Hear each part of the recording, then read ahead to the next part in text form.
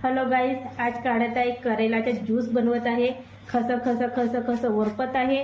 आता याला स्वच्छ धुवून आणि काढणार आहे, मिक्सरमध्ये पिसणार आहे याला आणि मग आता आम्ही सगळे मिळून पिणार। पण तुम्हाला माहित आहे का याचे फायदे काय काय आहेत? तर की याचे फायदे 5 मिनिट थांबा, ज्यूस काढून याचे त्याच्यानंतर सांगते तुम्हाला।